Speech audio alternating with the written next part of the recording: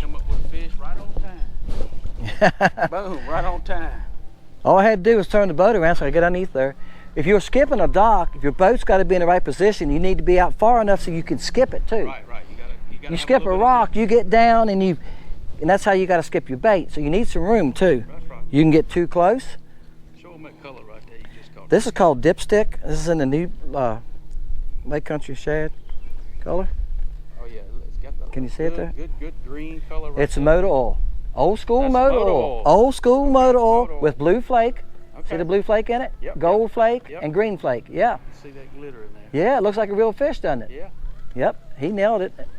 That's a decent. And you can see those greenish blue colors in Yep. the fish too. And in the sunfish. Right now, sunfish are bedding, right? Yep, exactly right. So they know there would be. They eat baby sunfish. Oh yeah, absolutely. Crappie, he's not prejudiced against anything. No, if it's small, he can eat it. That's why I stopped the boat where I did, so you could cast back, and you got room to skip. Right. Yeah, that's why I moved back here so you could. Oh, I done it on purpose. Well, he's bigger than he looks like. The camera's making him look smaller.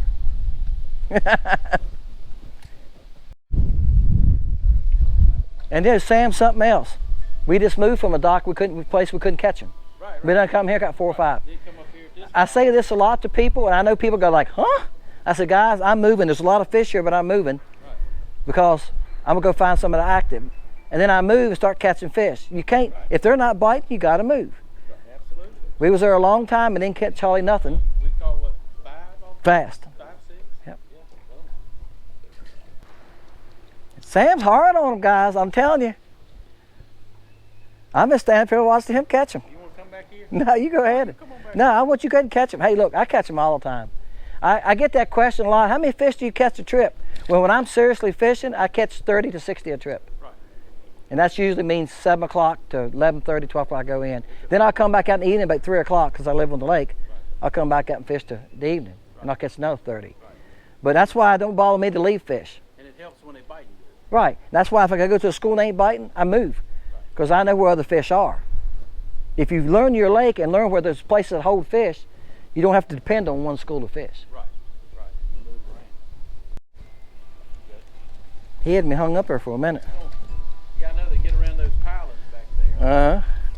And I got 2-pound test. I just hold on. The reason I'm using 2-pound test, I use 2 and 4. Your bait skips so much easier on 2-pound test. Right. It just goes on back through there, doesn't it? Oh, 2 and 4. It's a baby there. Is that milk? I think he's still got milk on his lips. Milk on his lips. We let that one go so he can go. You can't ever help what size bites. No. That's what I always say. Look, I said that one time in a video and somebody commented, Dennis, they're all fun. And that's right. They're all fun to catch. You just get a little bit more fun, or a little more excited. I don't know if more fun sounds right or not. You get a little bit more excited when they're 12 inches, right? Yeah, you get a little bit harder to pull. Yeah, that's when you go like, all right. Yeah, if you can get them, If you can get it back or to them, right? back in there. If you get it back or to them, they're going to bite you. And see that? They're back far enough to be in the shade and to be where they think they're safe too. Right.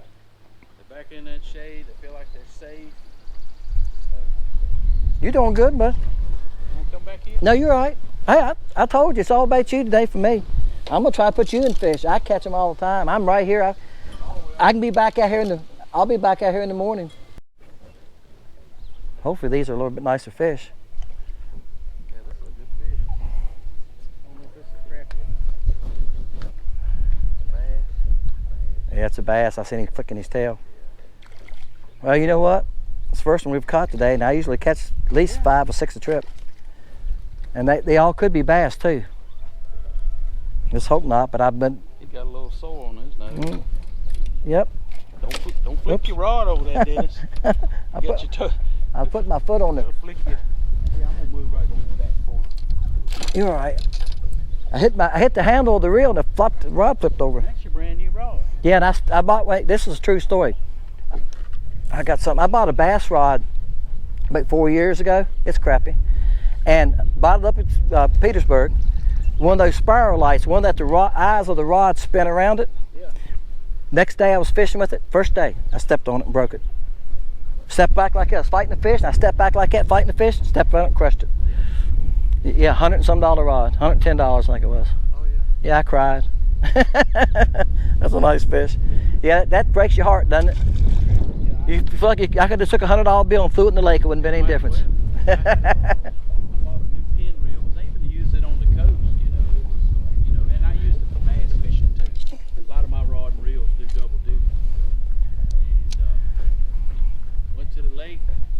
Wife was actually with me, and I came back and got the rod, and I missed the step up, stumped my toe, and I fell on the front deck. When I did, my arms hit the deck, and the rod went out in the water. You know, Oh.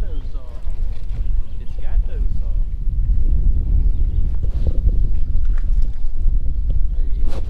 Yeah, I'm still recording. Found the hot spot in there. I'm finding a new color that's not on my site. This is a test color. Okay. I think you got a couple test colors in your bag I gave you. Okay. Like I said, I can't put them all on my site at the same time. This will probably come on in the later on this month. This color, I call it Dazzle. Oh, I yes. make crickets in that color. Look at the purple on the top of it. It's violet powder. There's no color in it, but violet powder. Then it's got red, purple, orange, gold flake, and I mean it's. Good gracious. See the sparkle in Oh it? yeah, I like that little purplish hue it's got in it. Yeah, you think they like it? Oh yeah. It's got a pearl belly. That was one of them I was gonna put on the site this time, but I didn't put but 10 new colors in this body, in the LC body. Right. It's Lake Country Shad body. I put 10 colors. I've got 3 colors I'm playing with. I think I put some in your package. And I give people test colors, and when they buy baits, I'll give them 2 or 3 of them. Right. And I write test color on it, Right. and I tell them, Like keep up with it. yeah, tell me something. Tell me if you like it. Tell me, hey, I like that. I like that color. See how that does. Yeah, and that's what I'm doing today. I'm using the test color, so and I do that a lot. You testing today? Yeah, they gotta be tested out. I could send some to Wally Marshall, see if he likes them. Yeah, there you go. Yeah, let him test it. You're testing. What you got? Virginia Shad? Looks like from here. Yeah, You got the mealtime one. That's the mealtime. Mealtime. Oh, that's a good one. So, yep. That was one of them you give me this morning. You've been putting the hurt on them for today with that, haven't you? Yeah, that and the blue has been. And that'll work at Heiko in that clear water. Right. Yeah, that's a good natural color. That looks just like a baby shad right there. I switched colors too. This is the Slayer color, which is a fluorescent blue back, silver belly. Yeah. You come on up here. I'll get out of your way. I was just staying back here, just letting the camera run. The wind's coming right at us. No problem. It's a decent one. Good, yeah, good crack. That's 10 inches. This fluorescent blue gives a different color to the fish because it reflects light different in the water. Right. So there's that It's called it's a fluorescent blue. It's called Slayer. Slayer. Yeah. See, it just slayed one. That's Slayer. Bam. What do you say? Boom. Boom and bam. We got them covered today. Well, you know, if we were. That's a decent one. Yeah. I mean, if we were keeping fish, we'd have a big mess of fish. But somebody's got to clean them. Yeah. It don't take long to clean. I don't Take like a bubble knife and just flay them right up real Yeah, quick. that's why I keep 4 or 5, 6. That's enough for me. Yeah, he did. I threw it back there and I hadn't even start moving it. Yeah, he done smacked it. And that happens a lot, you know. Yeah. And that's where a jig, if you're not too heavy, I might hear guys talking about using apes and stuff. Well, if you're fishing deep water, that's fine. But if you're fishing a dock, 1/32 or 1/16 is your best all-around choices. A lot of these fish are only 5, 6, 7 foot deep. That's right. And you get those hits on the fall like that. You get too fast, they're not going to chase it to the bottom. But if it falls down through them, they got time, they can run out and grab it. You know, they say a crappie is genetically engineered to eat something this fall, even if he's not hungry. Yeah, I well, don't know if that's true, but I've heard that. it makes sense. And you know what I think is? When a school of shad come through a menace and the crappie get after them, 4 or 5 crappie, those things go everywhere. Right. And some of them go down. Right. Well, you've seen bass do this before, run through a school of shad. Well, not necessarily. They're trying to catch a shad in their mouth, that hard head. They run through them and they injure them. And then the injured shad go to falling to the bottom. I think that's why a lot of times those big crappie, they'll get up in those creek channels late in the fall, and they'll just sit on the bottom. They'll let the small crappie, like we're catching, injure the bait. And they lay down there and eat the hurt shad that actually falls back down, or pieces. No, that sounds true. Or pieces. He's laying back under that shade. Yeah, he ain't a bad one. Sometimes they feel bigger when you first set the hook. Right. And I think it's cause when you set the hook, they open that mouth and they're trying to get rid of it, and they're scooping water. Oh, yeah. Another one right there on the edge. Well, you know what? We're catching a lot of fish today. Oh, yeah. I don't know how many we've caught. 10? Oh. Off of this dock? Oh, yeah, off this dock. Off this Now dock, we've probably caught at least 10 off it. We've probably, I don't try keeping numbers, but I tell people, like I said earlier, that I usually catch 30 or 40. And you can see now that it's no problem catching 30 or 40 a day here. You just got to find them, right? Right, correct. You got to find some. We've probably caught 30 or 40 easily. Oh, easy. Yeah. Usually, if you fish long enough, usually you can have a pretty close estimate by the end of the day. Mm-hmm. You know, usually well, like in the live well, if we was putting fish in, I can Right. we probably got 20, 21 fish in it. But as a rule of thumb, if you're traveling, for every hour away from the lake you are, the fish total's double. So if you caught 10, And they get bigger. 1 hour, right? They get bigger. So you caught 20, and if you travel 2 hours, you've caught 30. So Yeah, we always that's a said rule of thumb. when we used to deer hunt away from home a lot, traveling deer hunting years ago when I was young. We always said when you shot a deer and the 6-pointer weighed 100 pounds, time you got home, he was an 8-pointer weighed 150. That's right, yeah. Have to embellish it just a little Yeah, bit. that's fisherman for you, right? Yeah. Well, without exaggerating and being a fisherman, we've caught a lot of fish today.